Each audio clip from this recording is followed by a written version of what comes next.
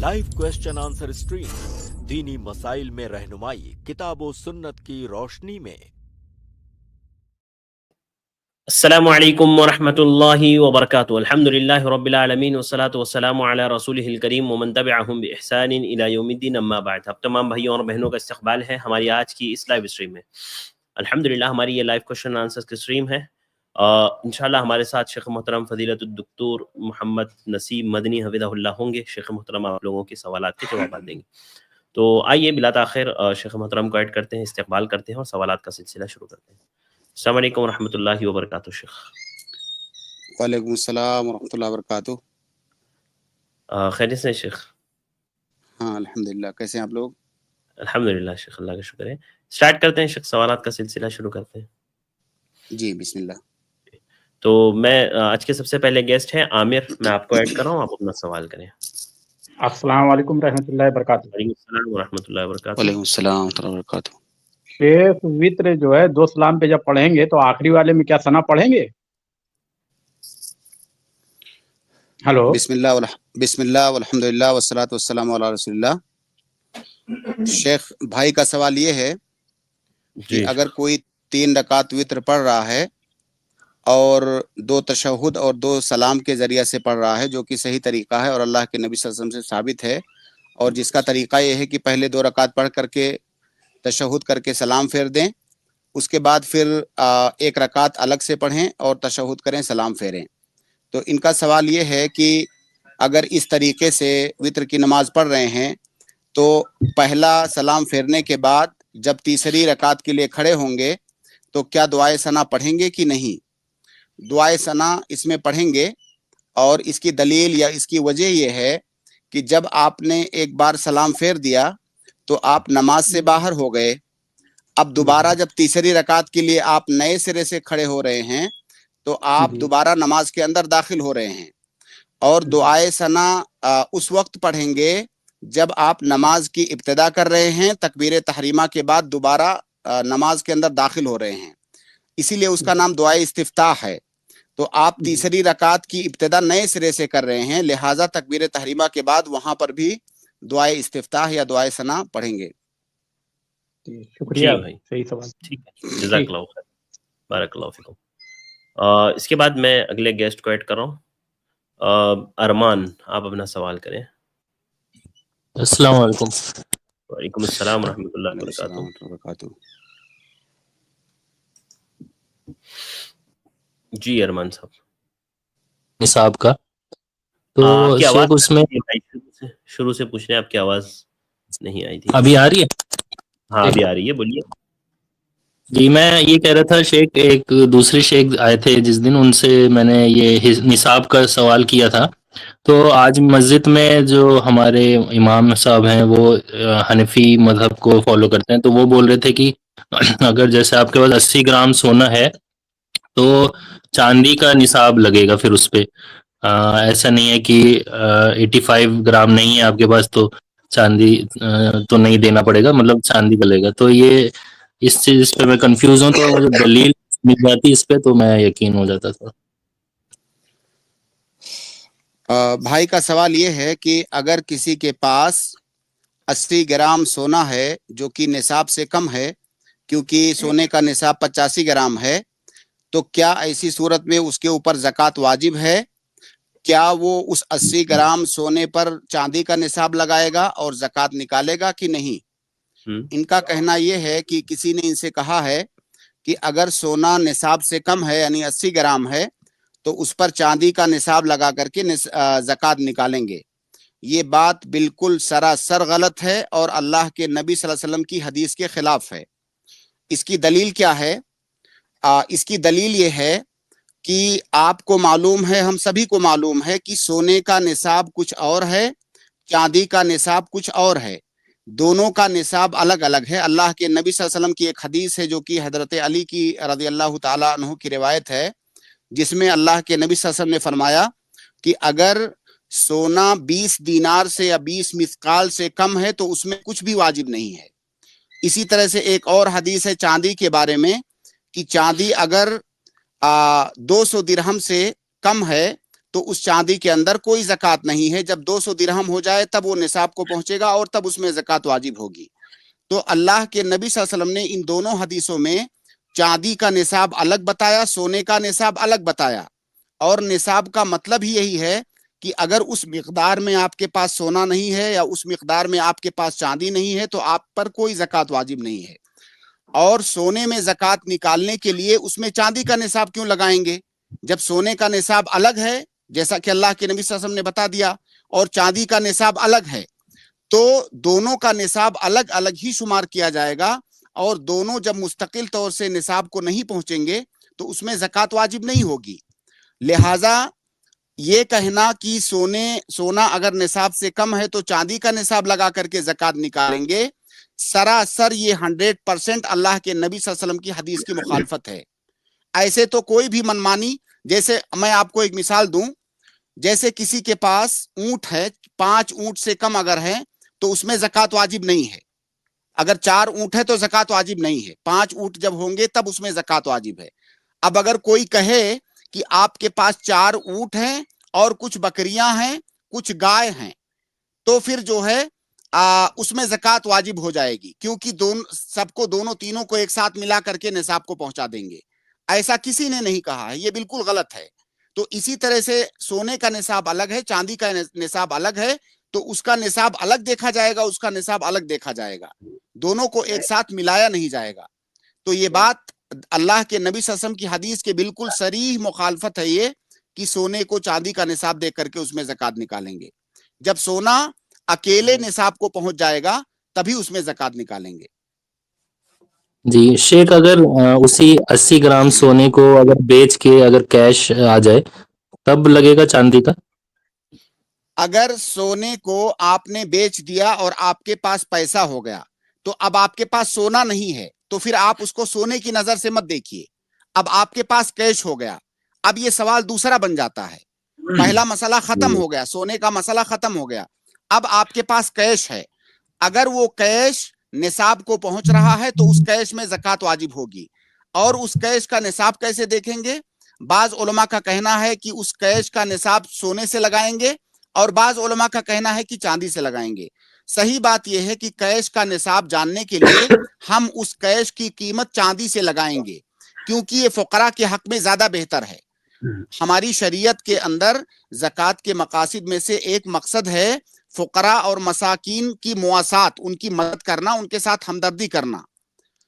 تو اگر ہم چاندی سے اس کی قیمت لگاتے ہیں تو اس میں زکوٰۃ جلدی واجب ہو جائے گی اور فقراء اور مساکین کی مدد زیادہ ہوگی, گویا کہ شریعت کا مقصد اس میں زیادہ پورا ہو رہا ہے. تو لہٰذا جو کرنسی ہے یا نقد ہے اس کا نصاب جاننے کے لیے اس کی تقییم یا اس کی قیمت ہم چاندی سے لگائیں گے. گویا کہ اگر آپ کے پاس اتنا نقد ہے جس سے 595 گرام آپ چاندی خرید سکتے ہیں تو پھر اس نقد کے اندر زکوٰۃ واجب ہے. جی بہت شکریہ. جزاک اللہ خیر. السلام علیکم. بارک اللہ فیکم. وعلیکم السلام ورحمۃ اللہ وبرکاتہ. اس کے بعد اگلے گیسٹ ہے سمیر. میں آپ کو ایڈ کر رہا ہوں, آپ اپنا سوال کریں. السلام علیکم ورحمۃ اللہ وبرکاتہ. وعلیکم السلام ورحمۃ اللہ وبرکاتہ. شیخ یہی زکوٰۃ سے متعلق سوال تھا. جیسے قرض میرے پاس میں نے کسی کو دیا ہے جو کہ لگ بھگ 2-3 لاکھ روپے ہے, تو کیا مجھے قرض کے پیسوں پر بھی زکوٰۃ دینا پڑے گا؟ حالانکہ ملنے کا چانس کوئی پکا نہیں ہے کہ کب ملے, لیکن امید ہے. دیکھیے, زکوٰۃ واجب ہونے کی جو شرطیں ہیں ان شرطوں میں سے ایک شرط یہ ہے کہ انسان مال کا مالک ہو, انسان کے پاس مال کی ملکیت ہو اور وہ مال نصاب کو پہنچا ہوا ہو, تو اس کے اوپر زکوٰۃ واجب ہوتی ہے. جب کسی کو آپ نے قرض دیا ہوا ہے اور آپ کو پوری امید ہے کہ وہ قرض آپ کو واپس ملنے والا ہے تو وہ رقم آپ کی ملکیت مانی جائے گی, کیونکہ ملکیت کا مطلب یہ ہوتا ہے کہ آپ اس مال میں تصرف کر سکیں, اور جو قرض آپ کو واپس ملنے والا ہے گرچہ وہ آپ کے ہاتھ میں نہیں ہے لیکن آپ اس کے مالک ہیں. کیونکہ مالک اس لیے ہیں क्योंकि वो आदमी साहिब इस्तिताअत है। जब उसका टाइम हो जाएगा या जब आप उससे मांगेंगे तो वो कर्ज आपको वापस मिल जाएगा। गोया कि उसमें तसर्रुफ का आपको हक है, गर्चे वो आपके हाथ में नहीं है। लिहाजा अगर कर्ज मिलने की पूरी उम्मीद है और वो आदमी साहिब इस्तिताअत, साहिब हैसियत है, कर्ज आपको वापस ही करेगा, ऐसी सूरत में वो माल आपकी मिल्कियत माना जाएगा और उसके अंदर आपको ज़कात निकालनी है। नहीं, उम्मीद तो है, लेकिन कब मिले इसकी उम्मीद नहीं है। ठीक, कोई मसला नहीं है, थोड़ा सा आगे पीछे मिलेगा लेकिन मिलेगा, जैसा कि आप बता रहे हैं कि वो कर्ज आपको वापस मिलेगा, थोड़ा सा डिले हो सकता है, तो इससे कोई फर्क नहीं पड़ता है। अगर आपको पूरी उम्मीद है कि वो मिलेगा तो फिर उसमें ज़कात वाजिब है। उसमें ज़कात और उसी सूरत में वाजिब नहीं होगी जब आपको आप उम्मीद खो बैठे कि अब वो माल नहीं मिलने वाला है, या पता ही नहीं मिलेगा कि नहीं मिलेगा, कुछ पता नहीं है, तो ऐसी सूरत में तब आप उसके मालिक नहीं माने जाएंगे और उसमें ज़कात वाजिब नहीं होगी।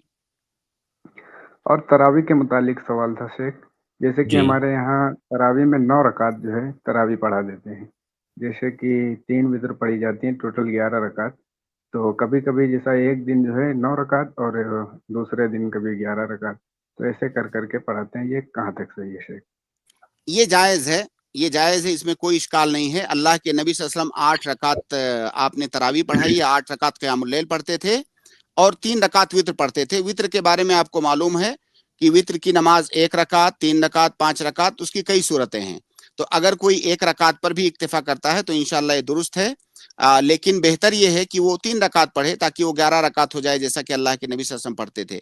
लेकिन तरावी की नमाज जो है वो उसने 8 रकात पढ़ी है, इसलिए ये जायज़ है इंशाअल्लाह। हाँ, 8 रकात तरावी की, 1 रकात वित्र पढ़ते हैं, बस वही तरावी। जायज़ है जी, बिल्कुल जायज़ है जी शेख, जज़ाकल्लाह खैर। बहुत शुक्रिया, वालेकुम बारकल्लाहु फिकुम। इसके बाद मैं जो है अब्दुल्ला को ऐड कर रहा हूँ। अब्दुल्ला, आप अपना सवाल करें। अस्सलाम वालेकुम वरहमतुल्लाहि वबरकातुहू। वालेकुम सलाम वरहमतुल्लाहि वबरकातुहू। शेख, मेरा सवाल ये है कि जैसे कोई रिश्तेदार है और वो ज़कात वगैरह का पैसा लेते हैं, तो उस ज़कात पैसा से उस पैसे से वो अपना खर्च वगैरह करते हैं, खाने पीने का जो भी चीज़ है, तो क्या हम अगर वो तोहफा कुछ भेजते हैं उसी पैसे का, अगर खाने पीने के अशिया में, तो हम खा सकते हैं? अल्लाह के नबी सल्लल्लाहु अलैहि वसल्लम की एक हदीस है। सवाल पहले मैं रिपीट कर देता हूँ इनका सवाल ये है कि इनके कोई रिश्तेदार हैं जो कि फ़कीर हैं और ज़कात के मुस्तहिक हैं और वो ज़कात लेते हैं। ज़कात लेने के बाद वो उसी ज़कात से कुछ हदिया तोहफ़ा इनको भेज देते हैं, तो क्या ऐसी सूरत में इनके लिए वो हदिया तोहफ़ा कबूल करना, या अगर कोई खाने पीने की चीज़ देते हैं तो उसको खाना पीना क्या जायज़ होगा कि नहीं जायज़ होगा? ये सवाल इनके जहन में गालिबन इसलिए आया क्योंकि ये खुद ज़कात के मुस्तहिक नहीं हैं। अब इनको लग रहा है कि वो ज़कात की रकम जो इनके रिश्तेदार ने ली है, अगर उसी ज़कात की रकम से इनको हदिया तोहफ़ा दे रहा है तो कहीं ऐसा तो नहीं कि इनको ज़कात दे रहा है, जबकि ये ज़कात के मुस्तहिक नहीं है। तो क्या इनके लिए जायज़ है कि वो हदिया तोहफ़ा कबूल करे जो कि ज़कात की रकम से उसने दिया है? इसका बिल्कुल साफ और सरीह जवाब अल्लाह के नबी सल्लल्लाहु अलैहि वसल्लम की एक हदीस में मौजूद है। अल्लाह के नबी सल्लल्लाहु अलैहि वसल्लम की वो हदीस है कि ला तहिल्लु सदक़तु लिगनीन इल्ला लिखम्सा, कि किसी मालदार आदमी के लिए ज़कात हलाल नहीं है। हाँ, 5 तरह के लोग ऐसे हैं जो गनी होते हुए, मालदार होते हुए भी जिनके लिए ज़कात का माल हलाल है, और उन 5 तरह के लोगों में से एक आदमी वो है जिसको किसी फ़कीर ने पहले ज़कात की रकम ली और उस ज़कात की रकम से उसने उस गनी आदमी को, मालदार आदमी को कोई हदिया दिया। ऐसी सूरत में उस गनी आदमी के लिए ज़कात की रकम से दिया हुआ वो हदिया कबूल करना जायज़ है।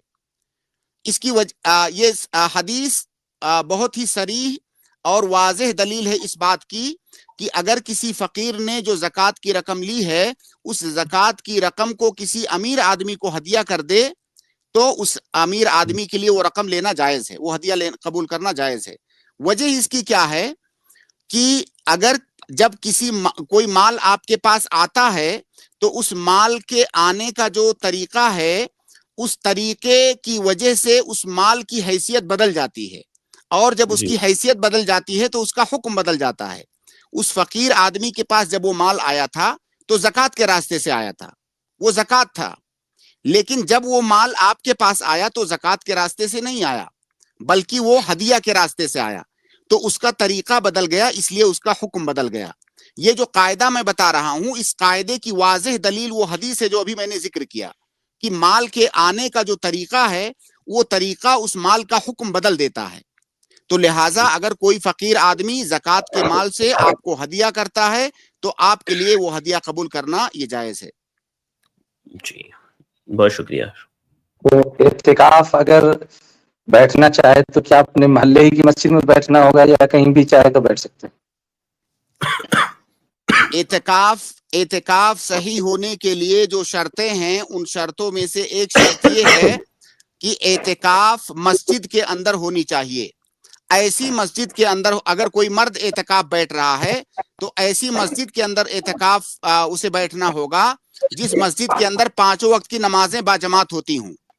اب اس میں یہ شرط نہیں ہے کہ وہ مسجد اپنے محلے کی مسجد ہو یا کہیں دور دراز کی مسجد ہو، کسی بھی مسجد میں وہ اعتکاف بیٹھ سکتا ہے، ضروری نہیں ہے کہ اپنے محلے کی مسجد ہو۔ ٹھیک ہے شیخ، جزاک اللہ خیر۔ بارک اللہ فیکم۔ بارک اللہ فیک۔ اچھا شیخ، جمعہ کا ہونا بھی شرط نہیں ہے نا اس میں؟ بعض لوگ اصل میں سوال کرتے ہیں نہیں، جمعہ کا ہونا شرط نہیں ہے، اور اس کی وجہ کیا ہے؟ اس کی وجہ یہ ہے کہ جمعہ کی نماز ہفتے میں صرف ایک بار ہوتی ہے۔ دراصل یہ جماعت کی شرط کیوں لگائی جاتی ہے؟ جماعت کی شرط اس لیے لگائی جاتی ہے کہ اگر اس مسجد کے اندر باقاعدہ 5 وقت کی جماعت نہیں ہوتی ہے تو اس معتکف کو بار بار جماعت کے ساتھ نماز پڑھنے کے لیے دوسری مسجد میں جانا پڑے گا، یعنی اپنے معتکف سے اس کو بار بار نکلنا ہوگا، اور بار بار کسی بغیر حاجت کے نکلنا یہ جائز نہیں ہے، تو اسے بار بار نکلنا ہوگا، اس لیے ضروری ہے کہ اس مسجد میں 5 وقت کی نماز ہوتی ہو۔ لیکن جہاں تک جمعہ کی نماز کا سوال ہے تو جمعہ کی نماز ہفتے میں صرف ایک بار ہوتی ہے۔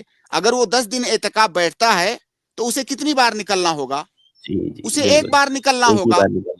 جی ٹھیک ہے شیخ، جزاک اللہ خیر۔ فاروق احمد، آپ بیٹھ کر آپ اپنا سوال کریں۔ السلام علیکم ورحمۃ اللہ وبرکاتہ۔ وعلیکم السلام ورحمۃ اللہ وبرکاتہ۔ شیخ، میرا سوال یہ ہے کہ اکثر میرے ساتھ کافی ٹائم سے پرابلم ہو رہی ہے کہ رات کے وقت میں روتا بہت ہوں، اور میرا کافی دنوں سے یہ بھی مسئلہ چل رہا ہے نعوذ باللہ کی دین سے بے دین ہو جاؤں، مرتد ہو جاؤں نعوذ باللہ، تو مجھے کافی پرابلم ہو رہی ہے، اور رونے کی عادت ہے شیخ جو میری، اکثر دیر رات میں روتا ہوں بنا کوئی خارج وجہ، کوئی وجہ نہیں، بس اپنے آپ میں روتا ہوں، اور یہ مجھے سمجھ میں نہیں آ رہا، کافی دنوں سے یہ چل رہا دین سے بے دین ہو جاؤں نعوذ باللہ۔ نیند میں روتے ہیں یا بیداری میں؟ نہیں، بیداری، آنکھ کھل جاتی، نیند ہی نہیں آتی شیخ، نیند 2 3 بج جاتے ہیں، نیند کی گولی اس ٹائپ پہ یوز کر رہا ہوں شیخ میں۔ شیخ بھائی کا سوال یہ ہے کہ ان کے دماغ میں بار بار یہ خیال آتا ہے کہ یہ دین سے مرتد ہو جائیں، اور دوسری بات یہ کہ ان کو رات میں نیند نہیں آتی ہے تو اور یہ جو ہے روتے ہیں۔ دیکھیے بھائی، آپ زیادہ سے زیادہ نماز کی پابندی کیجئے، 5 اوقات کی نماز پڑھیے پابندی کے ساتھ باجماعت، اور قرآن کی آپ تلاوت کیجئے، آپ علماء سے قریب رہیے، ذکر و اذکار کیجئے، اور جب بھی اس طرح کا دماغ میں شبہ آئے کہ میں دین سے مرتد ہو جاؤں گا، آپ زیادہ سے زیادہ استعاذہ پڑھیے۔ دیکھیے، شیطان آپ کے دماغ میں جو وسوسے ڈال رہا ہے، اس وسوسے کو دور کرنے کا طریقہ یہ ہے کہ جس قدر وہ وسوسہ ڈالے آپ اس قدر دین سے قریب ہوئیے۔ آپ زیادہ سے زیادہ اذکار پڑھیے، استغفار کیجئے، آپ جو ہے اللہ رب العالمین کی تسبیح بیان کیجئے، تحلیل جو ہے کیجئے، اور 5 وقت کی نمازیں آپ کبھی بھی باجماعت نہ چھوڑیں، اور آپ علماء سے قریب رہیں۔ اگر آپ کے دماغ میں کوئی شبہ آتا ہے تو علماء سے آپ ملیں اور اسے بیان کریں تاکہ آپ کا وہ شبہ دور کر سکیں، اور آپ کو وسوسے میں پڑھنے کی ضرورت نہیں ہے۔ دین سے مرتد ہونا ایسے آسان کام نہیں ہے، یہ صرف آپ کا وسوسہ ہے، شیطان آپ کو پریشان کر رہا ہے، اور جتنا بھی وہ پریشان کرے آپ کو وسوسہ آئے اسی قدر آپ استعاذہ پڑھیے، اعوذ باللہ من الشیطان الرجیم، اور آپ کلمہ پڑھیے بار بار، اور زیادہ سے زیادہ نیک کام کریے، اور اس طرف آپ دھیان مت دیجیے۔ جہاں تک رات میں رونے کا سوال ہے، جب آپ کو نیند نہیں آتی، ہو سکتا ہے کوئی پریشانی ہو، کوئی بیماری وغیرہ کا مسئلہ ہو، تو ڈاکٹر کو بھی دکھائیے، اور نیند نہ آئے جب رات میں، آپ جو ہے قرآن کی تھوڑی سی تلاوت کیجئے، کچھ نوافل پڑھیے، اللہ رب العالمین سے دعا کیجئے. دیکھیے اللہ رب العالمین قرآن کریم کے اندر کہتا ہے کہ الا بذکر اللہ تطمئن القلوب، اللہ تعالیٰ کا ذکر کرنے سے دلوں کو اطمینان حاصل ہوتا ہے. تو اللہ تعالیٰ کا ذکر، آپ اذکار پڑھیے، تسبیح و تحمید کیجئے، آپ نفلی نمازیں پڑھیے، قرآن کی تلاوت کیجئے، اللہ رب العالمین سے دعا کیجئے. یہ تمام کام جب آپ کریں گے تو آپ کے دل کو اطمینان ملے گا اور انشاءاللہ نیند آئے گی. اور اپنے دماغ میں یہ وسوسہ مت پالیے کہ مجھے نیند نہیں آ رہی ہے، کیوں نہیں آ رہی ہے. آپ جتنا سوچیں گے اتنا نیند نہیں آئے گی. آپ کو نیند نہیں آ رہی ہے، کوئی بات نہیں ہے. اگر شیطان وسوسہ ڈالتا ہے اور نیند نہیں آ رہی ہے تو اس کا جواب یہ ہے، شیطان کو آپ اس کا جواب اس طرح دیجئے کہ چلو مجھے نیند نہیں آ رہی، کوئی بات نہیں ہے، میں وضو بناؤں گا اور اللہ رب العالمین کی بارگاہ میں نماز پڑھوں گا. جتنی دیر مجھے نیند نہیں آئے گی میں نماز پڑھوں گا. آٹومیٹک شیطان بھاگ جائے گا. شیطان کبھی نہیں پسند کرے گا کہ آپ نماز پڑھو اور آپ عبادت کرو. تو آپ کو نیند نہیں آ رہی ہے تو آپ اس کا ٹینشن مت لیجئے. نیند نہیں آ رہی کوئی بات نہیں، میں نماز پڑھوں گا، دعائیں کروں گا، اس میں آپ کا فائدہ ہی ہے. تو یہ سارا کام کیجئے، انشاءاللہ یہ چیزیں دور ہو جائیں گی. اور وسوسے کی طرف آپ دھیان مت دیجئے، کچھ بھی نہیں ہوگا انشاءاللہ. آپ پختہ ایمان رکھیے اللہ رب العالمین پر اور کثرت کے ساتھ دعا کیجئے کہ اللہ رب العالمین یہ مجھے جو ہے دین پر ثابت قدم رکھ اور مجھے دین پر قائم رکھ. یہ جو نعمت تو نے مجھے دی ہے، یہ اس نعمت کو مجھ سے زائل مت کر. یہ ساری دعائیں آپ اللہ رب العالمین سے کیجئے اور انشاءاللہ کچھ نہیں ہوگا. آپ وسوسہ مت پالیے. انشاءاللہ. شیخ ایک مسئلہ یہ، ایک سیکنڈ جی تھوڑا سا اور شیخ وضاحت ہاں کراؤں. بولیے. اوور تھنکنگ شیخ میں بہت کرتا ہوں، چھوٹی چھوٹی بات کا بہت سوچنا اور اوور تھنکنگ بہت لگی رہتی ہے شیخ میرے دماغ میں. کہیں شیخ دیکھیے مجھے ایسا بھی لگتا ہے ڈپریشن کا شاید، واللہ عالم. کچھ بھی نہیں ہوگا. میں نے جو بتایا نا، آپ جتنی زیادہ عبادت کریں گے، قرآن کی تلاوت آپ کثرت سے کیجئے، اور یہ چیز آپ کے ہاتھ میں ہے. اوور تھنکنگ آدمی کب کرتا ہے؟ دیکھیے عام طور سے لوگ فیوچر کے بارے میں، مستقبل کے بارے میں طرح طرح کے وسوسے پالتے ہیں. ایسا نہ ہو جائے، وہ نہ ہو جائے. آپ مستقبل کے بارے میں اتنا زیادہ مت سوچئے. آپ یہ یقین رکھیے کہ آگے جو کچھ ہوگا انشاءاللہ اچھا ہی ہوگا. سب کچھ کرنے والا اللہ رب العالمین ہے، کچھ نہیں ہوگا. اوور تھنکنگ کے شکار وہی لوگ عام طور سے ہوتے ہیں جو مستقبل کے بارے میں چھوٹی چھوٹی چیزوں کو لے کر کے ٹینشن پالتے ہیں. کہیں کل کو ایسا نہ ہو جائے، یہ نہ ہو جائے، وہ نہ ہو جائے. یہ ساری چیزیں مت. آپ زندگی آج میں جئیں. آپ کل کے بارے میں مت سوچیں کل کیا ہوگا. آپ کے پاس ابھی جو وقت ہے، ابھی جو زندگی ہے، اس کو جئیں. کل کے بارے میں ٹینشن مت لیں. اور دیکھیے وسوسے کی یہ خاصیت ہے کہ آپ اس کو جتنا بڑا بنائیں گے اتنا بڑا ہوتا جائے گا. آپ چھوٹی چھوٹی چیزوں کو لے کر کے ٹینشن مت لیجئے. تو اس کا علاج یہی ہے کہ زیادہ سے زیادہ آپ اذکار کیجئے، اللہ تعالیٰ کو یاد کیجئے، قرآن زیادہ سے زیادہ پڑھیے. جیسے یہ وسوسے آنے شروع ہوں آپ اذکار کرنے لگیے، قرآن پڑھنے لگیے، نوافل پڑھنے لگیے، دعائیں کرنے لگیے. انشاءاللہ یہ ساری چیزیں دور ہو جائیں گی. انشاءاللہ. جزاک اللہ شیخ، دعا کے لیے درخواست کرا دیں آپ. جی جزاک اللہ خیر. السلام علیکم ورحمۃ اللہ وبرکاتہ. وعلیکم السلام. افضل آپ اپنا سوال کریں. السلام علیکم. وعلیکم السلام ورحمۃ اللہ وبرکاتہ. شیخ غسل جنابت کے تعلق سے سوال تھا. ہاں بولیے. غسل جنابت بغیر وضو کے کر لیتے ہیں تو کیا اس غسل سے ہم نماز پڑھ سکتے ہیں؟ غسل جنابت کے بارے میں ان کا سوال ہے شیخ. دیکھیے بھائی، غسل جنابت کا دو طریقہ ہے. ایک واجبی طریقہ ہے اور ایک مستحب طریقہ ہے. واجبی طریقہ کا مطلب یہ ہے کہ اتنا کم سے کم آپ کو کرنا ہے، اس سے کم آپ نے کیا تو آپ کا غسل نہیں ہوگا. اس کو واجبی طریقہ کہتے ہیں. مستحب طریقہ یہ ہے کہ وہ جو مستحب عمل ہے اس کو آپ نے نہیں بھی کیا تو آپ کا غسل ہو جائے گا. اب پہلے آپ واجبی طریقہ جانیے.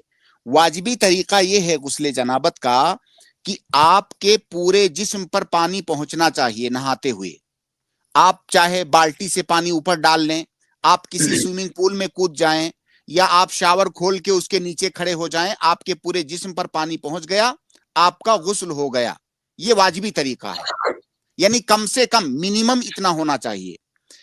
اور مستحب طریقہ کیا ہے اس کا؟ مستحب طریقہ غسل جنابت کا یہ ہے کہ آپ پہلے اپنے دونوں ہاتھوں کو دھوئیں، ہتھیلیوں کو یعنی. اس کے بعد آپ جو ہے اپنی شرمگاہ کو دھوئیں، پھر آپ وضو کریں، جیسے نماز کے لیے آپ وضو کرتے ہیں مکمل اسی طرح سے آپ وضو کریں۔ پورا وضو کرنے کے بعد اپنے سر پہ 3 بار پانی ڈالیں اچھی طریقے سے، تاکہ پانی ایک دم سر میں ٹھیک سے پہنچ جائے بال کے جڑوں تک۔ پھر اس کے بعد پورے جسم پر پانی ڈالیں، چاہے آپ بالٹی مگے سے پانی ڈالیں یا آپ شاور کے نیچے کھڑے ہو جائیں، کسی بھی طریقے سے پورے جسم پر پانی ڈالیں۔ یہ اس کا مستحب طریقہ ہے۔ اگر آپ نے واجبی طریقے پر بھی عمل کر لیا، آپ کا غسل ہو گیا۔ مستحب طریقے پر عمل کر رہے ہیں تو اور اچھی بات ہے، اللہ کے نبی صلی اللہ علیہ وسلم کا یہی طریقہ تھا۔ اب یہاں پر سوال یہ ہے کہ اگر کسی نے واجبی طریقے سے غسل کیا، یعنی وہ جو وضو والا طریقہ میں نے بتایا اس کو اختیار نہیں کیا، بلکہ اس نے صرف یہ کیا کہ پورے جسم پر پانی ڈال لیا، وضو وغیرہ نہیں بنایا، تو کیا اس غسل کے ذریعہ سے وہ نماز پڑھ سکتا ہے کہ نہیں؟ اس کا جواب یہ ہے کہ ہاں وہ پڑھ سکتا ہے، اس کو پھر وضو بنانے کی ضرورت نہیں ہے۔ اور اس کی دلیل کیا ہے کہ آیت وضو جو سورہ مائدہ کے اندر ہے، یا ایھا الذین آمنوا اذا قمتم الی الصلاۃ فاغسلوا وجوہکم وایدیکم الی المرافق الی آخر الآیہ، اس آیت میں پہلے اللہ رب العالمین نے وضو کا طریقہ بتایا ہے، اس کے بعد اس آیت کے درمیان میں اللہ تعالیٰ نے کہا کہ وَإِن كُنتُمْ جُنُبًا فَاتَّطَہَّرُوا، اگر تم نماز پڑھنے کا تمہارا ارادہ جب ہو اور تم جنبی حالت میں ہو تو تمہیں کیا کرنا ہے؟ فَاتَّطَہَّرُوا، تو تم غسل کرو۔ تو جنبی آدمی کے لیے نماز پڑھنے کے لیے اللہ رب العالمین نے غسل کو واجب فرمایا، تو اس آدمی نے اگر غسل کر لیا تو پھر اسے وضو بنانے کی ضرورت نہیں ہے، اس کا وہ غسل کافی ہے۔ اس کی وجہ، اس کی دلیل تو یہ آیت ہے۔ اس کی تعلیل کیا ہے یا وجہ استدلال کیا ہے؟ وہ یہ ہے کہ ایک قاعدہ ہے فقہ کے اندر کہ الاصل فی الطہارہ التداخل، اس کا معنی یہ ہے کہ طہارت اور پاکی کے باب میں اصل یہ ہے کہ ایک طہارت دوسری طہارت کے اندر داخل ہو جاتی ہے۔ اب وضو یہ طہارت صغرا ہے، چھوٹی طہارت ہے، اور غسل یہ بڑی طہارت ہے۔ جب اس نے بڑی طہارت کر لیا تو چھوٹی طہارت اس کے اندر آٹومیٹک داخل ہو گئی، یہ قاعدہ ہے۔ تو جب آپ نے غسل جنابت کر لیا تو پھر آپ کو وضو بنانے کی ضرورت نہیں ہے، اسی غسل سے آپ نماز پڑھ سکتے ہیں۔ جی شیخ، اور ایک جیسے اشکال ہے شیخ، اشکال جیسے وضو کرتے ہیں تو اس میں ناک میں پانی چڑھاتے ہیں، ہاتھ دھلتے ہیں، تو کیا صرف فرائض کو دھونے سے ہی وضو ہو جاتا ہے یا پھر یہ سنت ہے ناک میں پانی چڑھانا؟ آپ کا سوال یہ غسل سے متعلق ہے یا وضو سے متعلق؟ نہیں، وضو سے متعلق، غسل جنابت دونوں سے تھوڑا مطلب یہ کر رہا ہوں۔ جیسے آپ پہلے یہ طے کیجئے کہ آپ غسل کے بارے میں ابھی سوال کر رہے ہیں کہ وضو کے بارے میں؟ وضو کے بارے میں، غسل کے بارے ہی میں سوال ہے، لیکن جیسے آپ کہہ رہے ہیں جیسے کہ وضو مطلب غسل کر لیا تو وضو بھی ہو گیا، تو میں یہ کہنا چاہتا ہوں کہ وضو میں آپ کا یہ کرنا ہے، ناک میں پانی چڑھانا ہے۔ ٹھیک ہے ٹھیک ہے، سمجھ گیا۔ دیکھیے، آپ اگر صرف واجبی طریقے سے غسل کرنا چاہتے ہیں تو اس کا طریقہ میں نے بتایا کہ آپ کے پورے جسم پر پانی جانا چاہیے، ٹھیک ہے؟ اب آپ کے جسم میں ناک بھی داخل ہے اور منہ بھی داخل ہے۔ جب آپ وضو کرتے ہیں تو کیا کہا جاتا ہے آپ کو کہ آپ منہ دھوئیے، آپ منہ دھوئیے۔ جب منہ دھونے کی بات کی جاتی ہے تو اس کے اندر ناک اور منہ بھی داخل ہے، کلی کرنا اور ناک میں پانی ڈالنا بھی داخل ہے۔ تو اسی طرح سے جب آپ غسل کر رہے ہیں صرف واجبی طریقے پر اور آپ کو کہا جا رہا ہے کہ پورے جسم پر پانی جانا چاہیے، تو اس کے اندر ناک میں پانی ڈالنا اور منہ میں کلی کرنا یہ دونوں بھی شامل ہے۔ اگر آپ ناک میں پانی نہیں ڈالیں گے، منہ میں کلی نہیں کریں گے تو آپ کا غسل نہیں ہوگا۔ اور چونکہ آپ کو یہ کہا جا چکا ہے کہ پورے جسم پر پانی ڈالنا چاہیے، تو ناک کے اندر پانی ڈالنا اور منہ میں کلی کرنا یہ بھی اس کے اندر داخل ہے۔ جی شیخ، جیسے فرائض ہے وضو 4 ہے، اس کو اگر کوئی کر لیے، اگر سنت یہ سب نہیں کر پائے، پانی نہیں ڈال پائے، غسل جنابت کے علاوہ دوسری بات وضو کی بات کر رہا ہوں اب، تو اس میں کیا اتنا کرنا کافی ہو جائے گا یا پھر جو سنت ہے اس کو نہیں کرنے سے وضو نہیں ہوگا؟ وضو کے جو فرائض ہیں اگر آپ نے وہ فرائض ادا کر لیے اور سنت آپ نے ترک کر دیا تب بھی آپ کا وضو ہو جائے گا۔ لیکن ایک بات یاد رکھیے کہ وضو کے فرائض میں سے پہلا فریضہ کیا ہے؟ منہ دھونا۔ جب یہ کہا جاتا ہے کہ منہ دھونا تو اس میں آٹومیٹک ناک میں پانی ڈالنا، جس کو استنشاق کہتے ہیں عربی میں، اور کلی کرنا جس کو کہ مضمضہ کہتے ہیں، یہ دونوں چیزیں آٹومیٹک داخل ہیں منہ دھونے میں. تو یعنی بغیر ناک میں پانی ڈالے اور کلی کیے آپ کا وضو نہیں ہوتا ہے. تو جب منہ دھوئیں گے تو ناک میں پانی ڈالیں گے اور منہ میں کلی کریں گے. دوسرا جو فریضہ ہے وضو کا وہ ہے دونوں ہاتھوں کو دھونا کوہنیوں تک، کوہنیوں سمیت. تیسرا فریضہ ہے سر کا مسح کرنا، سر کے مسح کے ساتھ کان کا بھی مسح کرنا ایک بار. اور چوتھا اور آخری فریضہ ہے دونوں پاؤں کو ٹخنوں سمیت دھونا. تو کم سے کم آپ کو اتنا کرنا ہے.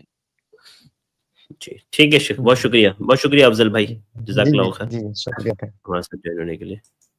اور اس کے بعد میں اگلے گیسٹ عمران آدمانی کو ایڈ کر رہا ہوں. آپ اپنا سوال کریں عمران بھائی. السلام علیکم ورحمۃ اللہ وعلیکم وبرکاتہ. السلام ورحمۃ اللہ وبرکاتہ. وعلیکم السلام ورحمۃ اللہ وبرکاتہ. شیخ میرا سوال ہے سیونگ اکاؤنٹ کے تعلق سے. گھر میں کیا ہے کہ سب کے اکاؤنٹ کھلے ہوئے ہیں اور اس میں رقم کچھ زیادہ ہوتی نہیں ہے، بس یہی کچھ 2-3 ہزار تک اس پر پڑا ہوتا ہے. تو اس میں ایسا ہوتا ہے کہ تھوڑا تھوڑا کر کے انٹرسٹ آتا رہتا ہے، تو اس کا کیا کرے؟ اور پرانی انٹری اگر کچھ چھوٹ گئی ہو یا اس میں آئی نہ ہو تو اس کا خیال نہیں ہو تو بیاج کی رقم الگ نہ کی ہو تو پھر کیا ہے مطلب اس کا مسئلہ؟ ان کا بھائی کا سوال یہ ہے کہ بینک میں اگر سیونگ اکاؤنٹ ہے تو اس میں جو سود آتا ہے اس کا کیا کریں. دیکھیے بھائی، بینک میں جو سود آتا ہے اس کا حساب کتاب رکھنا آپ کے لیے ضروری ہے. اور جب آپ بینک میں پیسہ جمع کریں تو آپ اس کو نوٹ کر لیا کریں کہ میں نے آج 10,000 جمع کیا فلاں تاریخ کو. جب آپ پورا نوٹ کرتے رہیں گے تو جو رقم آپ نے جمع کیا ہے آپ کو پتہ رہے گا کہ میں نے اتنی رقم جمع کیا، اتنی رقم نکالا. اب اس پر جو اضافی رقم ہوگی آٹومیٹک سمجھ میں آ جائے گا کہ یہ سود کا ہے. تو یہ حساب کتاب رکھنا آپ کے اوپر واجب ہے.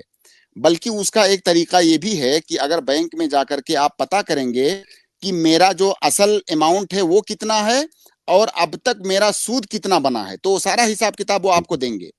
پورا ڈیٹیل بینک کے پاس ہوتا ہے. تو آپ دونوں طریقوں سے پتہ لگا سکتے ہیں کہ سود کی رقم کتنی ہے. تو جو سود کی رقم ہے اس کو کھانا، اس کو استعمال کرنا، اس سے فائدہ اٹھانا یہ آپ کے لیے جائز نہیں ہے. وہ اتنی رقم آپ لے کر کے آپ کسی غریب محتاج کو بھی دے سکتے ہیں یا کہیں پر کسی رفاہ عامہ میں ایسی جگہ پر خرچ کر سکتے ہیں جس سے عام لوگ فائدہ اٹھائیں. بہرحال اس سے آپ خود فائدہ نہیں اٹھا سکتے ہیں یا کسی ایسی جگہ پر خرچ نہیں کر سکتے اس کو جس کا فائدہ ڈائریکٹ آپ کو پہنچنے والا ہو. باقی آپ کہیں پر بھی اس کو چھٹکارا حاصل کرنے کی نیت سے خرچ کر دیجئے، ثواب کی نیت سے نہیں. اور شیخ جس کا اندازہ بھی نہیں ہو پایا ہے، جس کا حساب نہیں لگائے ہیں اس کے تعلق سے ان کی دیکھیے ایک محتاط اندازہ لگائیں اور آگے خیال رکھیں. جیسے میں نے بتایا اگر انہوں نے اب تک نہیں کیا ہے، ہو سکتا ہے ان کو نہ معلوم رہا ہو یا غفلت میں نہیں کیا، تو آپ ایک محتاط اندازہ لگا کر کے، بلکہ اگر آپ بینک میں جا کر کے اپنا وہ شیٹ نکلوائیں گے تو پورا ڈیٹیل بینک کے پاس ہوتا ہے. آپ وہاں سے اندازہ لگا سکتے ہیں کہ جب سے میں اکاؤنٹ کھلوایا ہوں اب تک سود کی رقم میری کتنی بنی ہے. وہ پورا حساب کتاب بینک کے پاس ہوتا ہے. ٹھیک ہے شیخ، بہت شکریہ بھائی. جی ایک مرتبہ میں نے پوچھا تھا ان کو تو بولے کہ اس طریقے سے ہم نہیں بتا سکتے، پر وہ اسٹیٹمنٹ نکالنے کا جو بات کر رہے ہیں وہ اسٹیٹمنٹ دے سکتے ہیں، پر اسٹیٹمنٹ نکالنے کا بھی چارج بہت زیادہ ہوتا ہے. ہو سکتا ہے کہ جتنا 2-3 ہزار 4 ہزار پڑا ہے وہ بھی سب ختم ہو جائے. تو کیا اس طریقے سے اب تو خیال سے کریں گے تو ایک اندازہ لگا کے نکال سکتے ہیں، جیسے کہ کچھ انٹری پڑی ہوئی ہے جیسے کہ ایک سال میں ایک اندازہ لگائیے. سنیے ایک اندازہ لگانا آسان ہے، خاص طور سے جو بینک کے مسائل کے جو ماہرین ہیں ان سے آپ پوچھیں گے تو وہ آپ کو ایک اندازہ لگا کر کے بتا دیں گے کہ اگر آپ نے اب تک اتنی رقم جمع کی ہے اور اتنے دنوں تک وہ رقم پڑی رہی ہے بینک میں تو اندازاً اس میں سود اتنی بنے گی. تو آپ وہ اندازہ لگا کر کے نکال دیجئے. باقی آئندہ آپ اس کا خیال رکھیں. ٹھیک ہے شیخ، بہت شکریہ، جزاک اللہ خیر. عمران بھائی تھوڑا سا وقت کم ہے، آپ کا لمبا ہو گیا سوال کا جواب، انشاءاللہ نیکسٹ اسٹریم میں لے لیں گے. ٹھیک ہے ٹھیک ہے. بارک اللہ فیکم. حماد جلدی سے اپنا سوال کریں. جی السلام علیکم شیخ. وعلیکم السلام ورحمۃ اللہ وبرکاتہ. جی شیخ ہمارا ایک سوال تھا کہ شیخ جو ہم آج کل بہت سے نوجوان بچے پورنوگرافی کے مریض ہو چکے ہیں. جی شیخ آپ سمجھ رہے ہیں نا؟ ہاں سمجھ رہا ہوں. جی تو شیخ مطلب بہت سے ہیں تو مطلب میں یہ بولنا چاہ رہا تھا کہ میں نے مطلب میں بھی اس کا شکار ہو گیا تھا. تو میں نے ایک ڈاکٹر ہے جی ہمارے قریب نے ان کو یہ دکھایا تھا. تو انہوں نے مجھ سے کہا کہ آپ کو مطلب مطلب ایک مذہبی انسان ہونا پڑے گا جب بھی آپ اس سے بچ سکتے ہیں. مطلب جیسے ہم مسلمان ہیں تو ہم ٹھیک ہے. نمازیں پڑھے اللہ کی عبادت کریں. تو شیخ میں یہ بولنا چاہ رہا تھا کہ یہ جو بیماری ہے مطلب انسان کو ایک ذہنی بہت تکلیف دیتی ہے. تو شیخ ہم یہ بولنا چاہ رہے تھے کہ مطلب قرآن اور حدیث میں اس بارے میں کیا آیا ہے, جیسے یہ اب جو فحش فلمیں دیکھنے کے بارے میں, اس میں کہ اللہ تعالیٰ سے کیا سزا دیتا ہے, مطلب جی کہ جی اس سے ٹھیک ہے, واضح ہے مطلب سوال, دماغی تکلیفات بھی ہوتے ہیں. واضح ہے بھائی سوال. جی شیخ. دیکھیے اس طرح میری کوشش یہ ہوتی ہے کہ اس طرح کے سوالات اس پلیٹ فارم پر نہ کیے جائیں. اس کی وجہ یہ ہوتی ہے کہ بہت سارے لوگ, بہت سارے نوجوان, بہت ساری خواتین, یہاں تک کہ بچے بھی پروگرام دیکھتے ہیں. تو مقصد یہ ہوتا ہے کہ یہ اتنا بڑا جو گناہ ہے, اتنا قبیح گناہ, اگر کسی کو اس بارے میں علم نہ ہو تو کم سے کم وہ غافل ہی رہے. اس کے بارے میں علم نہ ہونا ہی اس کے لیے بہتر ہوتا ہے. اور جب اس پلیٹ فارم پر, ظاہر ہے ابھی ہم اس کی وضاحت کریں اس میں کیا ہوتا ہے, کیسے ہوتا ہے, بہت سارے لوگ جنہوں نے کبھی اس بارے میں سوچا بھی نہیں ہوگا, سنا بھی نہیں ہوگا, ان کو بھی علم ہو جائے گا.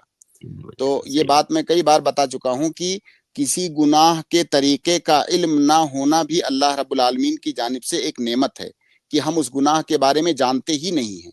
تو ہمارے دماغ میں کبھی وہ چیز کھٹکے گی ہی نہیں کہ ہم کبھی اس کو کریں.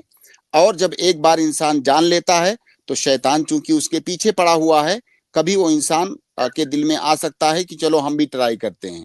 تو میں کوشش کرتا ہوں کہ اس طرح کے سوالات پرسنل پر کیے جائیں تو زیادہ بہتر ہوتا ہے. لیکن بہرحال سوال آپ نے کر لیا ہے تو اس کا جواب یہ ہے کہ دیکھیے قرآن کریم کی ایک آیت ہے جس میں اللہ رب العالمین ان مومنین کے بارے میں بتا رہا ہے جن کو کہ اللہ رب العالمین نے جنت کی خوشخبری دی ہے کہ والذین هم لفروجہم حافظون الا علی ازواجہم او ما ملکت ایمانہم فانہم غیر ملومین. یعنی جو لوگ اپنی خواہشات کو صرف اپنی بیویوں سے پوری کرتے ہیں, اس کے علاوہ کہیں پر بھی اپنی خواہشات اور اپنی شہوت کو پوری نہیں کرتے ہیں, فإنہم غیر ملومین, ایسے لوگوں پر کوئی ملامت نہیں ہے, ایسے لوگوں پر کوئی گناہ نہیں ہے. اس کا مطلب یہ ہوا کہ بیویوں کے علاوہ کہیں پر بھی آدمی اپنی یہ خواہش اگر پوری کرتا ہے کسی بھی طریقے سے تو اس کے اوپر ملامت ہے, اس کے اوپر گناہ ہے. تو یہی اس بات کی دلیل ہے کہ جس مسئلے کے بارے میں آپ پوچھ رہے ہیں وہ حرام ہے, وہ حرام ہے اور وہ ناجائز ہے. اب اس کا طریقہ کیا ہے بچنے کا؟ بہت سارے اس کے, آپ اطباء سے ملیں گے تو بہت سارے طریقے وہ اس کے بتائیں گے, لیکن ہماری شریعت میں جو سب سے بہترین طریقہ ہے اس کا اس سے بچنے کا وہ یہ ہے کہ آپ تھوڑی دیر کے لیے اپنے دماغ میں یہ تصور لائیں, اور ظاہر ہے آپ کا یہ ایمان ہے کہ اللہ رب العالمین ہر چیز سے واقف ہے. زمین پر اندھیری رات میں کوئی چینٹی ریگتی ہے, اللہ رب العالمین اس کو بھی دیکھتا ہے, اس کو بھی جانتا ہے. اگر آپ لوگوں کے سامنے ہیں کوئی گناہ کر رہے ہیں, اللہ رب العالمین اس کو بھی جانتا ہے. آپ بند کمرے میں تنہائی میں کوئی گناہ کرتے ہیں, اللہ رب العالمین اس کو بھی دیکھتا ہے اور جانتا ہے. تو اگر وہ گناہ کرتے ہوئے آپ کے دل میں یہ خیال ہو کہ اس وقت اللہ رب العالمین مجھے دیکھ رہا ہے, تو کیا آپ کو ڈر نہیں لگے گا؟ کیا آپ کو شرم نہیں آئے گی؟ کیا آپ کو حیا نہیں آئے گی؟ تو آپ اپنے دل میں یہ تصور لائے جس کو کہ مراقبہ کہا جاتا ہے, مراقبۃ اللہ, کہ اللہ رب العالمین ہماری نگرانی کر رہا ہے, اللہ رب العالمین ہمیں دیکھ رہا ہے. اس وقت بھی آپ کو دیکھ رہا ہے جب آپ کمرے کے اندر تنہا ہیں, اس وقت بھی اللہ رب العالمین ہر چیز سے واقف ہے. اگر یہ ایمان اور یہ عقیدہ اور یہ تصور, یہ خیال آپ کے ذہن میں جس قدر پختہ ہوگا, اسی قدر تنہائی میں کی جانے والی گناہوں سے آپ دور رہیں گے. تو اگر آپ کو اس گناہ کی خطورت کا پتہ چل جائے اور آپ کو یہ ایمان آپ کا پختہ ہو جائے کہ اللہ رب العالمین مجھے دیکھ رہا ہے, تو آپ سوچئے جب آپ کو پتہ ہے کہ اس وقت اللہ تعالیٰ مجھے دیکھ رہا ہے, آپ کیسے وہ گناہ کر سکتے ہیں؟ تو پہلی بات تو اس تصور کو اپنے اندر پختہ کیجئے, اس ایمان کو. دوسری بات, آپ زیادہ سے زیادہ اللہ رب العالمین کی عبادت کیجئے, اللہ رب العالمین سے دعا بھی کیجئے اس گناہ سے بچنے کے لیے. اور اس گناہ کے قریب لے جانے والے جو وسائل ہیں, جیسے انٹرنیٹ, اس زمانے میں انٹرنیٹ, ظاہر ہے وہ یہ چیز انٹرنیٹ پر ہی دیکھتا ہے, اپنے آپ کو موبائل سے، انٹرنیٹ سے، اس طرح کی چیزوں سے دور رکھیے. اگر کسی کی صحبت آپ کو اس طرف لے جا رہی ہے تو اس کی صحبت سے بچیے. اس طرح کے خیالات دماغ میں مت لائیے. یہ ساری چیزیں اگر انسان کرے اور اس کے اندر عزم مصمم ہو تو انشاءاللہ وہ اس گناہ سے بچ سکتا ہے. جی بہت شکریہ شیخ، جزاک اللہ خیر. جی جی شیخ، احمد بھائی. ہمارا مطلب کہنا یہ آ رہا تھا کہ اس میں انسان کو ایک مطلب دماغی تکلیف ہو جاتی ہے کہ شیخ مطلب اس میں کیسا ہو جاتا ہے کہ اب یہ مطلب اللہ تعالیٰ نے جیسے اسے حرام کہا ہے، تو جیسے یہ ایک اللہ سے مطلب بغاوت جیسی ہے، تو شیخ کیا مطلب اس میں ایسا بھی ہوتا ہے کہ اللہ تعالیٰ کی طرف سے ہی انسان کے دل و دماغ پر عذاب آ جاتا ہے، اسی وجہ سے وہ پریشان ہوتا ہے؟ بالکل، نفسیاتی طور سے بھی اس کا نقصان ہے، جسمانی طور سے بھی اس کا نقصان ہے. اس کا جو گناہ ہے وہ الگ سے ہے. تو انسان کی شخصیت پر، اس کی ذات پر مختلف طرح کے برے اثرات اس کے مرتب ہوتے ہیں، نفسیاتی طور سے بھی، جسمانی طور سے بھی، صحت کے اعتبار سے، اور اس کا جو گناہ ہے، اس کا جو عذاب ہے وہ الگ سے. جی جی بہت شکریہ شیخ، جزاک اللہ خیر احمد بھائی، بارک اللہ جی فیکم. جزاک اللہ شیخ. عبید الرحمن، آپ اپنا سوال کریں، جلدی سے انمیوٹ کریں اور اپنا سوال کریں. عبید الرحمن. السلام علیکم ورحمۃ اللہ وبرکاتہ. وعلیکم السلام کیسے ہیں ورحمۃ اللہ وبرکاتہ. الحمدللہ، اللہ کا شکر ہے. شیخ؟ میری ماں جو ہے بیمار ہے، بیمار کیا بیڈ ریسٹ ہی ہے. جی تو اس کا فدیہ جو نکال ہے، تو ایکچولی ہم لوگ شہر میں ہیں، پلس میری ماں جو گاؤں میں ہے اور بھائی ہے.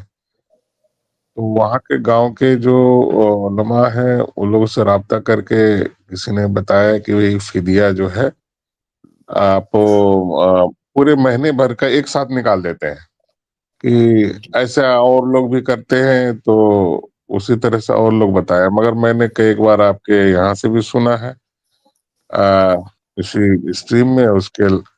تو میں اس کا تھوڑا سا اور وجہ چاہ رہا تھا کہ کیا طریقہ ہے، صحیح طریقہ ہے؟ کیا ایڈوانس میں نکال سکتے ہیں، یا جو ہمارا فدیہ ہے جو روزے گزر گئے اسی روزے کا ہی نکالے؟ پہلے ایک بات تھوڑا یہ وجہ کلیئر کی. کر دیں، جی بھائی، کہ آپ کی جی ماں جو بیمار ہیں تو کیا فیوچر میں یہ امید نہیں ہے کہ وہ روزہ رکھنے کے قابل ہو پائیں گی؟ بالکل قابل نہیں ہے، بس شرط کی ایسا ہے کہ وہ پیرالائسس ہے، ان کی ایج جو 80+ ہے. جی جی ٹھیک ہے، جی اوکے جی اوکے اوکے، سمجھ یہ گیا، بات ہے، ٹھیک ہے، واضح اور واضح واضح ہے ہے. میری اللہ بات. اللہ کا کیا جو ہے قدرت ہے کہ ان کو لے گئے تھے عمرہ کرنے کے لیے ہمارے بھائی صاحب. تو عمرہ کے دوران ہی جو ہے اس طرح کا جو پورا اوکے پیرالائسس ٹھیک ہے، آپ کا سوال واضح ہے بھائی، سوال واضح ہے. ان کی ماں بیمار ہیں شیخ، فیوچر میں ان جی کو صحت یاب ہونے کی امید نہیں ہے، اس کا مطلب وہ روزہ نہیں رکھ سکتی فیوچر میں. ایسی صورت میں ان کے لیے حکم یہ ہے کہ وہ فدیہ دیں، یعنی ہر ایک روزے کی جانب سے ایک مسکین کو کھانا کھلائیں. بھائی کا سوال یہ ہے کہ کیا وہ ایڈوانس میں شروع رمضان ہی میں پورے رمضان کا فدیہ نکال دیں، یا کہ وہ ہر روزہ گزرنے کے بعد پھر اس کا فدیہ دیں؟ دیکھیے بھائی، اس مسئلے میں اختلاف ہے علماء کے درمیان. بعض علماء نے اس بات کی اجازت دی ہے کہ ایڈوانس میں بھی وہ فدیہ دے سکتی ہیں، لیکن وہیں پر دوسری جانب کچھ علماء کی رائے یہ ہے کہ ایڈوانس میں وہ فدیہ نہ دیں، بلکہ جس طرح سے روزہ گزرتا جائے اس طرح سے وہ فدیہ دیتی جائیں، یا تمام روزے جب گزر جائیں تو آخر میں تمام روزوں کا فدیہ ایک ساتھ دے دیں. اور اسی کو میں زیادہ بہتر اور احوط سمجھتا ہوں کہ وہ ایڈوانس میں فدیہ نہ دیں. اس کی وجہ کیا ہے؟ اس کی وجہ یہ ہے کہ ایک قاعدہ ہے ہماری شریعت کے اندر، فقہی قاعدہ ہے کہ کسی عبادت کا سبب جب تک نہ پایا جائے تب تک اس عبادت کو نہ کیا جائے، سبب پائے جانے کے بعد ہی وہ عبادت کی جائے. اور فدیہ کا سبب کیا ہے؟ فدیہ کا سبب ہے روزے کا چھوٹنا. ابھی ان کے جو روزے چھوٹے نہیں ہیں، آپ ان کا فدیہ ابھی نہ دیں ایڈوانس میں. تو زیادہ بہتر طریقہ یہ ہے کہ یا تو جیسے جیسے روزے گزرتے جائیں اس طرح سے آپ فدیہ دیتے جائیں، یا تمام روزے جب گزر جائیں تو آخر میں ایک ساتھ ہی فدیہ دے دیں. اس سے پہلے بھی یہ سوال آ چکا ہے اور میں اس کا جواب بھی دے چکا ہوں. دیکھیے، جیسے آپ مان لیجئے کہ اللہ نہ کرے آپ کی والدہ کا مسئلہ ہو یا کسی بھی کا بھی مسئلہ ہو، کیا ان کو یہ پتا ہے کہ میں آخری رمضان تک زندہ رہوں گا؟ یا رہوں گی. اگر مان لیجیے آپ نے 30 دن کا فدیہ ابھی سے دے دیا اور آپ کی وفات پہلے ہو گئی, تو آپ ان ایام کا فدیہ کیسے دے رہے ہیں جو جہاں پہ آپ ہیں ہی نہیں؟ تو اس لیے بہتر, زیادہ بہتر یہ ہے کہ جیسے جیسے رمضان گزرتا جائے ویسے ویسے وہ فدیہ دیتی جائیں, یا جب پورا رمضان گزر جائے تو وہ ایک ساتھ ہی میں پورے کا فدیہ دے دیں. یہی قول زیادہ اقرب الی الصواب لگ رہا ہے اور یہی زیادہ احوط ہے. جی جی بہت اچھا, شکریہ. اسی میں ایک سوال جڑا ہوا ہے. جیسے آپ نے بتایا کہ جیسے کہ ان کا اگر نہیں رہے تو ان کا فدیہ ہم ایڈوانس میں کیسے دے رہے ہیں, تو جیسے ہم بعد میں اگر دیتے ہیں تو وہ اگر وہ گزر جاتے ہیں تو اس کا فدیہ دینا کیا صحیح رہے گا, جو ان کا جو گزر جانے بالکل کے بعد؟ بالکل بالکل, دونوں میں فرق ہے. دیکھیے جی آپ کے اوپر مان لیجئے کوئی قرض ہے اور آپ اس دنیا سے گزر گئے, تو کیا وہ قرض ادا کیا جائے گا کہ نہیں؟ جی ادا کیا جائے گا. تو اگر آپ کی والدہ نے مان لیجئے 15-20 روزے چھوڑے بیماری کی وجہ سے, اس کے بعد اللہ نہ کرے, اللہ رب العالمین انہیں صحت اور تندرستی عطا کرے, اس کے بعد مان لیجئے 15-20 روزوں کے بعد ان کی وفات ہو گئی, تو اب وفات ہو جانے سے کوئی فرق نہیں پڑتا ہے. جو روزے ان کے چھوٹے ہیں ان کا فدیہ ان کے اوپر قرض ہے, وہ فدیہ ادا کر دیں گے ان کے بچے یا ان کے جو ورثہ ہیں. جی تو روزے گزر جانے کے بعد تو ان کے اوپر وہ چیز قرض ہو گئی اور وہ چیز ثابت ہو گئی. جی ٹھیک ہے, بہت شکریہ اچھا عبید شیخ, الرحمان بھائی. اسی سے تھوڑا سا اسی سے ریلیٹڈ کوشچن ہے. تھوڑا سا ایک ایکچولی میری ماں کا تھوڑا مسئلہ لے یہ ہے لیجیے لے کہ لیجیے. وہ اتنے وہ ہے, تھوڑا سا ان مائنڈ ہے ابھی, بالکل بالکل ہے تو مائنڈ تو ٹھیک ہے, بات چیت کر لیتی ہے, مگر یہ ہمیشہ کہتی ہے, ان کو نماز کے لیے تاکید کی جاتی ہے کہ آپ نماز پڑھیے, نماز معاف نہیں ہے. تو نماز جو پہلے جیسے قرآن کا تلاوت کرنا, نمازیں پڑھنا, ان کا ہمیشہ کا روٹین تھا روزانہ کا.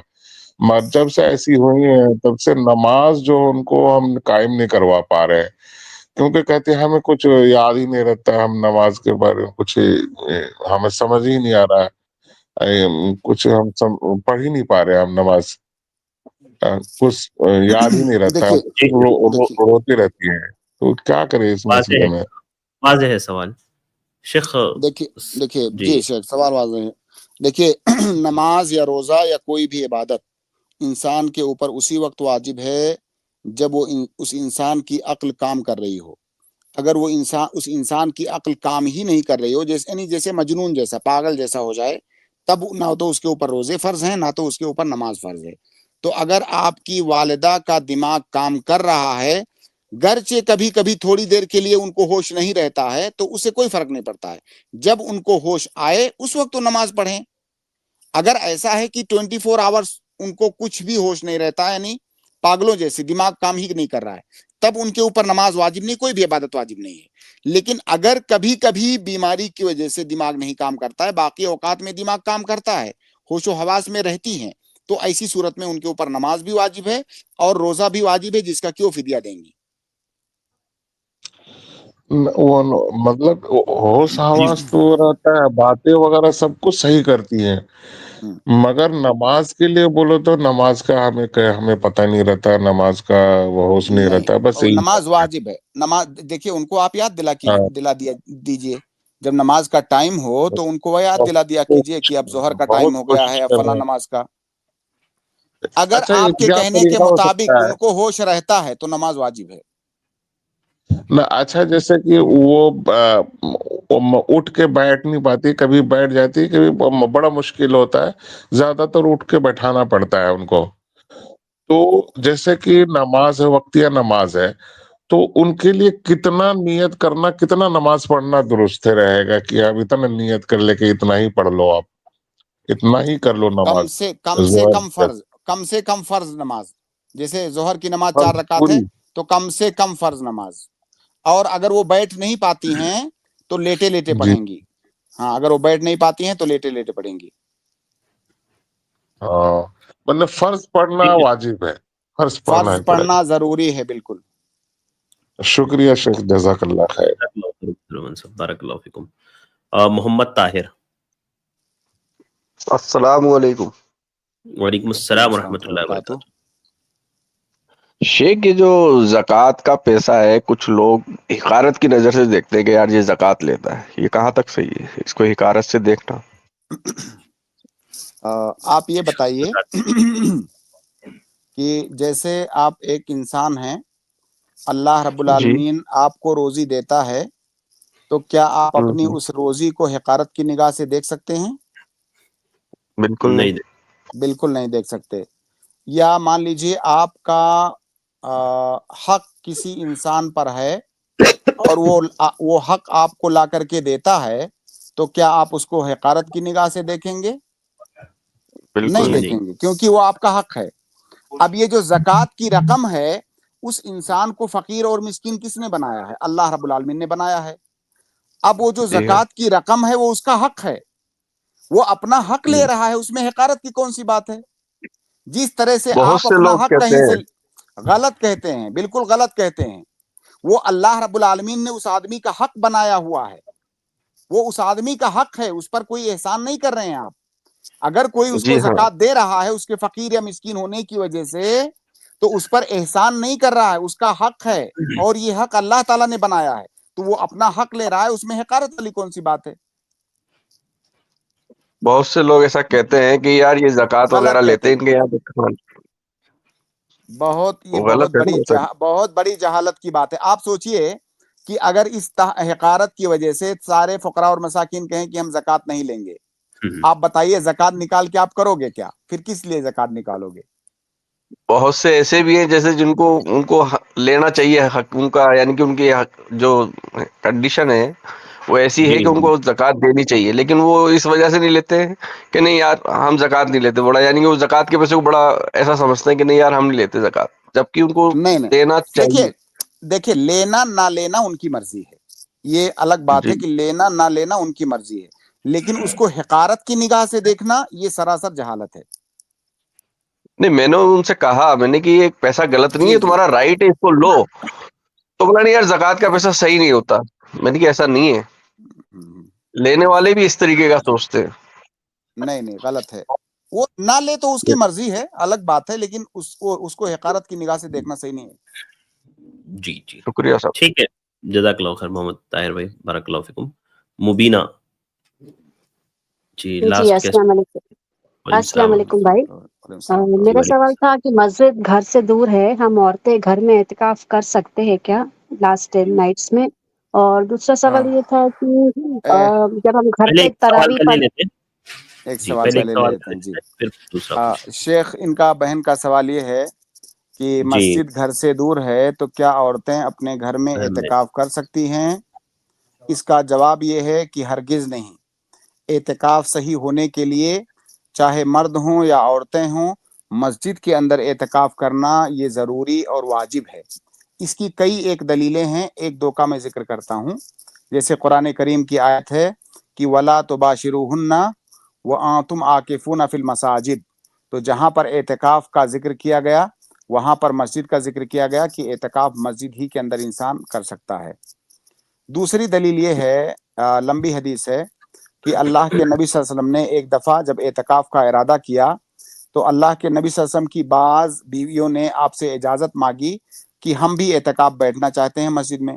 اللہ کے نبی صلی اللہ علیہ وسلم نے ان کو اجازت دے دی کہ ٹھیک ہے آپ بھی بیٹھو۔ پھر جب ایک کو اجازت مل گئی تو دوسری بیوی نے اجازت مانگا کہ ہم بھی اعتکاف بیٹھنا چاہتے ہیں مسجد میں، نبی صلی اللہ علیہ وسلم نے ان کو بھی اجازت دے دی۔ تیسری بیوی نے پھر اجازت مانگا کہ ہم بھی بیٹھنا چاہتے ہیں۔ اللہ کے نبی صلی اللہ علیہ وسلم نے اس وقت کہا کہ کہیں ایسا تو نہیں کہ یہ میری بیویاں میرے قریب رہنے کے لیے مسجد میں اعتکاف بیٹھنا چاہ رہی ہیں؟ اللہ کے نبی صلی اللہ علیہ وسلم نے کہا کہ نہیں، اب اعتکاف تم کو نہیں بیٹھنا ہے، کیونکہ اس میں اس بات کا اندیشہ اور خطرہ تھا کہ دنیا داری کے لیے، دنیا حاصل کرنے کے لیے، شوہر کی قربت حاصل کرنے کے لیے اعتکاف بیٹھ رہی ہیں، اللہ کی رضا کے لیے نہیں۔ اس میں ریا داخل ہو سکتا تھا، اس لیے اللہ کے نبی صلی اللہ علیہ وسلم نے ان کو منع کر دیا۔ یہاں پر وجہ استدلال یہ ہے کہ اگر عورتوں کو گھر میں اعتکاف بیٹھنے کی گنجائش ہوتی تو اللہ کے نبی صلی اللہ علیہ وسلم کہتے کہ ایسا ہے کہ تم لوگ گھر میں اعتکاف بیٹھو، تمہیں مسجد میں آنے کی ضرورت نہیں ہے، گھر میں بیٹھ جاؤ۔ کیونکہ جب گھر میں بیٹھتی تو وہ جو اشکال تھا کہ کہیں مجھ سے قریب رہنے کے لیے مسجد میں تو نہیں آنا چاہتی ہیں، وہ اشکال دور ہو جاتا۔ लेकिन अल्लाह के नबी सल्लल्लाहु अलैहि वसल्लम ने ये नहीं कहा कि ऐसा है कि तुम लोग घर में बैठ जाओ और तुम मस्जिद में तुम्हें आने की जरूरत नहीं है, बल्कि अल्लाह के नबी सल्लल्लाहु अलैहि वसल्लम ने उन्हें मना ही कर दिया। इसका मतलब ये हुआ कि घर में एतकाफ बैठने की कोई गुंजाइश नहीं है। खुलासा ये कि चाहे औरत हो या मर्द हो, मस्जिद के अंदर एतकाफ बैठना ये जरूरी है। अगर औरत एतकाफ बैठना चाहती है तो अपने शौहर से इजाजत ले, किसी ऐसी मस्जिद के अंदर एतकाफ बैठे जहां पर बाकायदा ठीक तरीके से पर्दे वगैरह का इंतजाम हो, तो वो एतकाफ बैठ सकती है। लेकिन मस्जिद ये जरूरी है, और उसके साथ साथ ये भी याद रखें कि शौहर की इजाजत और मस्जिद में पर्दे का इंतजाम ये भी जरूरी है। जी, जज़ाकल्लाहु खैर शेख, बारकल्लाहु फीक। जी भाई, वो दूसरा सवाल ये था कि हम अभी जब घर पे तरावी की नमाज पढ़ते हैं, जो कुरान शरीफ अपन पढ़ते हैं, तो वही ऑर्डर में पढ़ना है कि कहीं से भी अपन पढ़ सकते हैं? नहीं, ऑर्डर में पढ़ना जरूरी नहीं है। आप तरावी के अंदर या किसी भी नमाज में आप जहां से चाहें कुरान पढ़ सकती हैं, कोई जरूरी नहीं है कि तरतीब के साथ। जज़ाकल्लाह। जज़ाकल्लाहु खैर, बारकल्लाहु फीकुम। बहुत शुक्रिया सिस्टर, जज़ाकल्लाहु खैर शेख, वक्त देने के लिए। चूंकि वक्त हमारा हो गया है तो यहीं पर स्ट्रीम को खत्म करते हैं। इंशाल्लाह कल मुलाकात होगी। अस्सलाम वालेकुम। इसके बाद मैं अपने भाई और बहनों का शुक्रगुजार हूँ। अल्हम्दुलिल्लाह आप लोग जुड़े रहे, आपने सवालात की, उम्मीद करते हैं आपको जवाबात मिले होंगे। आज के लिए बस इतना ही, मुझे दीजिए इजाजत, इंशाल्लाह फिर मुलाकात होगी। अस्सलाम वालेकुम वरहमतुल्लाहि वबरकातुहू। अस्सलाम वालेकुम वरहमतुल्लाहि वबरकातुहू। i+ टीवी के ताल्लुक से 6 बड़े ऐलान हैं। आप सब इन बातों को सुने, इनसे फायदा उठाएं, दूसरों को बताएं और जरूर बजरूर इस काम को सपोर्ट करें। सबसे पहला ऐलान, i+ टीवी का नया स्मार्ट टीवी ऐप आ चुका है। आप प्ले स्टोर से इंस्टॉल कर सकते हैं। अब दुनिया भर के करोड़ों स्मार्ट टीवी यूजर्स 24 घंटे i+ टीवी देख सकते हैं। इमाम की हैसियत भी उतनी ही ज्यादा ऊंची हो। 16,000 से ज्यादा वीडियोस का खजाना भी है। और अल्हम्दुलिल्लाह इस रमजान से i+ टीवी लाइव एक नई लुक और नई चैनल पैकेजिंग के साथ में लॉन्च हुआ है।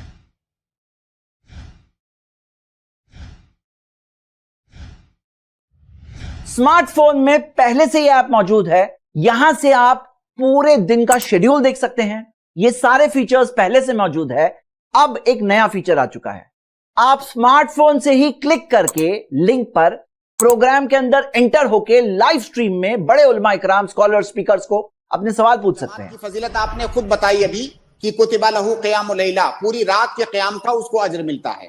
ये अजर अगर वो दूसरी बड़ी खबर, i+ टीवी ऐप में i+ रेडियो आ चुका है। अब आप ट्रैवलिंग कर रहे हैं या बहनें कुकिंग कर रही हैं, 24 घंटे आप टीवी वाले प्रोग्राम्स रेडियो पर भी सुन सकते हैं। एक बेहतरीन अंदाज तो हुदहुद की इस अदा से हमें खबर। इस्लामिक रेडियो जॉकी 24 घंटे आपके साथ रहेंगे। तीसरी बड़ी खबर, 1 रमजान से i+ टीवी बंगला शुरू हो गया है। अब हमारे बंगला जानने वाले भाई बहन भी हर हफ्ते कई स्ट्रीम्स में बड़े उलमा इकराम को अपने सवाल पूछ सकते हैं, दीन सीख सकते हैं। चौथी बड़ी खबर, 1 रमजान से i+ टीवी इंग्लिश भी स्टार्ट हो चुका है। अब हर हफ्ते की 5 लाइव स्ट्रीम से हमने शुरुआत की है और इंशाल्लाह कई सारे प्रोग्राम्स आगे और भी आएंगे। पांचवी खबर, i+ टीवी मेन चैनल पर अब हर हफ्ते के 27 स्ट्रीम्स चल रहे हैं। आम लोगों को i+ टीवी ने बड़े बड़े उलमा से, PhD स्कॉलर से अपने सवाल पूछने का अल्हम्दुलिल्लाह एक मौका दिया है। छठी बड़ी खबर, i+ टीवी मदरसा जल्द शुरू होने वाला है। मुल्क के बेस्ट उलमा इकराम पूरे मदरसे का सिलेबस स्मार्ट बोर्ड के साथ पढ़ा रहे हैं। यह उनके इल्मी जखीरे को महफूज करने की कोशिश है। अल्हम्दुलिल्लाह ऑलरेडी 1000 से ज्यादा एपिसोड रिकॉर्ड हो चुके हैं। कुछ प्रोग्राम्स रिलीज होना शुरू हो चुके हैं i+ टीवी मदरसा चैनल पर। आप जरूर सब्सक्राइब करें। i+ टीवी मदरसा की नई वेबसाइट भी जल्द आने वाली है। अल्हम्दुलिल्लाह अब i+ टीवी नेटवर्क में 13 यूट्यूब चैनल्स चल रहे हैं और हमारी वीडियोस 40 सोशल मीडिया एप्स में रोज अपलोड होती है। अल्हम्दुलिल्लाह कई लोगों के अकीदे दुरुस्त हुए हैं, लोग दीन के करीब आ रहे हैं। कितने लोगों को दीनी सवालों का जवाब मिला है और कितने लोगों को इस्लाम के खिलाफ एतराजात के जवाब मिले हैं।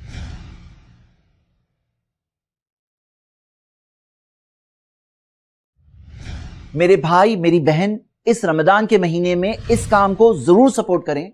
बल्कि मैं कहता हूं अपनी आमदनी का कुछ हिस्सा ہمیں دین کی دعوت کے لیے رکھنا چاہیے، اسلام کے خلاف اٹھنے والے اعتراضات کا جواب دینے اور دین کی صحیح تعلیمات گھر گھر تک پہنچانے میں ہمارا ساتھ دیں۔ آئی پلس ٹی وی کو اپنے ڈونیشنز دیں، تعاون دیں، اور تعاون کی ایک شکل یہ بھی ہے کہ اس ویڈیو کو اپنے گروپس میں فارورڈ کریں تاکہ ہمارا پیغام اور لوگوں تک پہنچ سکے۔ جزاک اللہ خیر، والسلام علیکم ورحمۃ اللہ۔